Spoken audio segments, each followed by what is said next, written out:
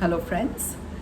I'd like to carry the episode forward with the third episode in my series of Mahabharat. We have already discussed the Samudra Manthan और उसमें से क्या क्या निकला था. उसमें से अमृत, विष, उच्चय श्रवा, धनवंत और लक्ष्मी और बहुत कुछ निकला था, ऐरावत वगैरह.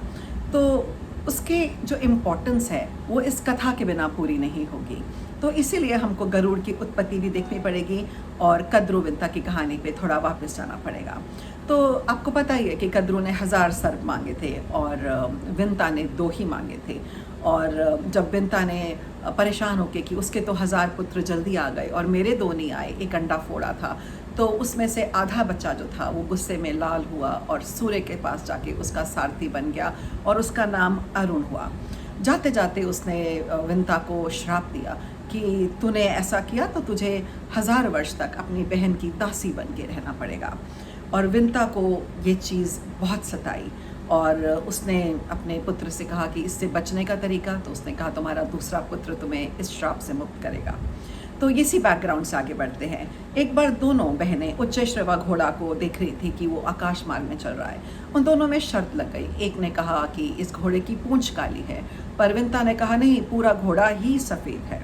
अब अपनी बात को सच करने के लिए कद्रू ने अपने सर्प बच्चों को बुलाया और कहा कि तुम जाओ और उस घोड़े की पूंछ से लिपट जाओ ताकि वो घोड़ा काला दिखाई दे. और विंता वो बेचारी कुछ ना कर सकी और उसे पता था कि छल हुआ है, पर उसके पास इसका कोई जवाब नहीं था. तो अब ऐसा कहते हैं कि विंता को जब उसके कद्रू ने बेवकूफ़ बनाया और बच्चों को भेज दिया. जब उसने सर्पों को आज्ञा दी कि तुम जाओ और पूंछ बनो, तो कुछ सर्पों ने मना किया और कहा कि ये बात गलत है. तो कद्रू ने गुस्सा होकर अपने बच्चों से कहा कि जन्मेजय के यज्ञ की अग्नि में तुम जलकर खाक हो जाओगे. वो बहुत घबरा गए और अपनी माँ से माफ़ी मांगने लगे और कुछ डर के फटाफट से पूंछ बनने के लिए तैयार हो गए.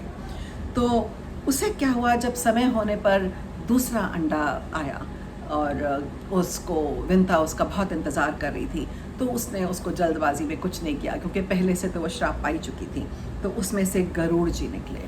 गरुड़ जी अत्यंत बलशाली थे, विशाल थे और उनको देख के सब घबरा गए.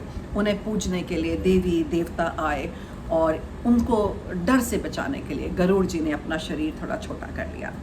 पर माँ की शर्त की वजह से, विंता की शर्त की वजह से उन्हें सर्पों का दास बन के रहना पड़ रहा था और कद्रू का. जब माँ ने उन्हें पूरी कहानी सुनाई तो उन्होंने सर्पों के पास आके बोला, ऐसा क्या करूँ, ऐसी कौन सी चीज़ है जिसे लेके आप मेरी माँ को दासीपन से मुक्त कर देंगे. तो सर्पों ने कहा कि चलिए, अगर आप हमें अमृत ला देंगे तो हम हमारी माँ से कह के आपकी माँ को दासीपन से मुक्त कर देंगे. तब सर्पों ने जब अमृत मांगा तो गरुड़ जी ने सोचा ये तो बहुत मुश्किल काम है, पर माँ को तो बचाना ही था. तो गरुड़ जी अमृत लेने के लिए चढ़ पड़े. उनके विशाल पंख थे, चारों तरफ धूल उड़ी, बहुत सारे देवताओं ने पहरेदार लगा रखे थे, पर गरुड़ जी तो गरुड़ थे ना. तो वो वहाँ पहुँचे और उन्होंने अपने बल से अपने को छोटा किया, चक्र में घुसे, अमृत उठाया और बाहर आ गए. जब विष्णु जी ने उनको देखा तो उन्होंने देखा कि उसका पीछा किया तो देखा कि इसको अमृत पीने का लालच नहीं है, वो खुद तो नहीं पी रहा, वो अमृत कहीं लेकर जा रहा है. तो विष्णु जी ने उसके पीछे जाके कहा कि ये क्या बात है, ऐसा तुमने क्यों करा. तो उसने अपनी कथा बताई और कहा कि वो ऐसे इसलिए को जा रहा है. तो विष्णु जी ये सुन के बहुत प्रसन्न हुए और उन्होंने कहा कि मैं तुम्हें अपनी ध्वजा में स्थान देता हूँ. तब से विष्णु जी की ध्वजा में गरुड़ जी स्थापित हैं और कहा मैं तुमसे प्रार्थना करता हूँ तुम मेरे वाहन बनो. तो तब से गरुड़ जी विष्णु का वाहन है और उनके पराक्रम से प्रसन्न होकर उन्होंने उनकी मित्रता मांगी. इंद्र भी उनके मित्र बनने को तैयार हो गए, पर उन्होंने कहा कि ये अमृत तो हमें वापस चाहिए, हम सर्पों को नहीं दे सकते, वो बहुत दुष्ट हैं. तो गरुड़ जी ने कहा मैं अमृत एक चटाई पे, कुशा पे रखूँगा, सर्पों से कहूँगा जाके नहा के शुद्ध होके आइए, उतनी देर में आप चाहें तो अमृत उठा लें. तो ये कह के गरुड़ जी सर्पों के पास गए. सर्प बहुत प्रसन्न हुए और उन्होंने कहा कि मैं इस कुशाक पे ये रखता हूँ अमृत, आप लोग नहा के आए और फिर इसको पी लीजिए. तो जब सांपों ने अमृत देखा, वो नहाने के लिए गए, उतनी ही देर में इंद्र आए और अमृत को उठाकर ले गए. तो शायद सर्प जब वापस आए तो बड़े दुखी हुए. उन्होंने सोचा कि शायद थोड़ा अमृत इस कुशा पे गिरा हो तो उन्होंने उसको चाटना शुरू करा, और उसी से कहते हैं कि उनकी जो जीभ है उसके 2 टुकड़े हो गए, उनके फन के 2 टुकड़े हो गए। तो हमारी कथाओं के हिसाब से, हमारे पुरानी कथाओं के माइथोलॉजी के हिसाब से सांपों के तब से फन के 2 टुकड़े होते हैं जब से उन्होंने उस कुशा को चाटी। कहते हैं ना, कुशा वो अमृत की कुछ बूंदें कहीं कहीं गिरी और वो जगहें बहुत बड़ी तीर्थ स्थान बन गई, कुंभ स्थान बन गई, और लोग दूर दूर से आते थे वहाँ पे आके अपने को धन्य समझते थे। तो इंद्र ने कहा गरुड़ से कि तुम्हें भी मुझसे कोई वर मांगना है तो मांग लो, तुम्हारी वजह से अमृत वापस जा रहा है और शायद सांपों का भी नाश हो जाएगा जो बहुत दुष्ट थे। तो गरुड़ जी ने कहा ऐसा वरदान दीजिए कि ये सारे सांप मेरा भोजन बने, आज के बाद सांप ही मेरा भोजन हो। तो इंद्र ने कहा तथास्तु, ऐसा ही होगा। देवता भी खुश थे कि ये दुष्ट सांप मारे जाएंगे और उनका भी कार्य संपन्न हो जाएगा। तो इसीलिए उन्होंने उसको ऐसा वरदान दिया।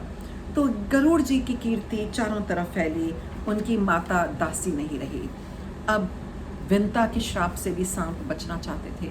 शेषनाग भी उनमें से एक थे जो बहुत वैभवशाली सांप थे।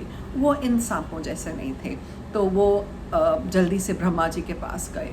उन्होंने वहाँ पे बहुत तपस्या करी।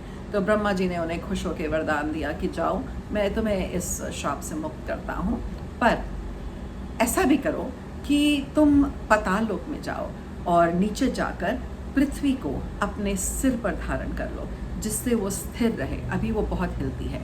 तो उन्होंने कहा कि पृथ्वी को अपने सिर पे धारण करिए, ये मेरी आज्ञा है।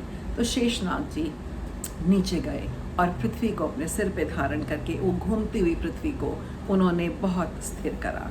तो देवता लोग भी इन दुष्ट जहरीले सांपों से बहुत दुखी थे। तो उन्होंने सोचा अच्छा ही हुआ, इनको यज्ञ अग्नि में गिरने दो। तो जन्मेजय के पिता को तक्षक सांप ने डसा था, तो उन्होंने पूरा यज्ञ ही तक्षक को मारने के लिए किया था।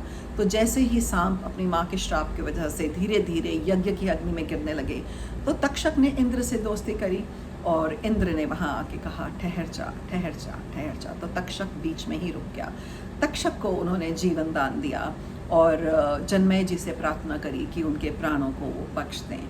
तो तक्षक जी ने भी अपनी जान की रक्षा करवा ली और वहाँ से बच के निकल गए। बाद में यही तक्षक खांडव वन में, जब कृष्ण जी और अर्जुन जी ने उस वन में नाश किया था, आग लगाई थी, तब ये वहाँ पे मौजूद थे। और इसके बाद जो हम अगला एपिसोड 4 लेंगे, वो पांडवों के पूर्वजों पे होगा। धीरे धीरे धीरे धीरे हम इस कथा के मेन कैरेक्टर्स के पास आते जाएंगे जो आपको मेन लगते हैं। वैसे तो ये सारे कैरेक्टर्स मेन हैं, ये ना होते तो ये कथा ना होती। और पहुँचेंगे पांडवों और कौरवों के पास कि उनकी उत्पत्ति कैसे हुई, कौन से श्रापों की वजह से हुई, कौन से वरदान लेके आए थे और उनकी क्या मजबूरियाँ थी। तो अगला एपिसोड होगा पांडवों के पूर्वजों पर। तो I hope you enjoyed this story and looking forward to meeting you for the next one. Please leave your comments behind.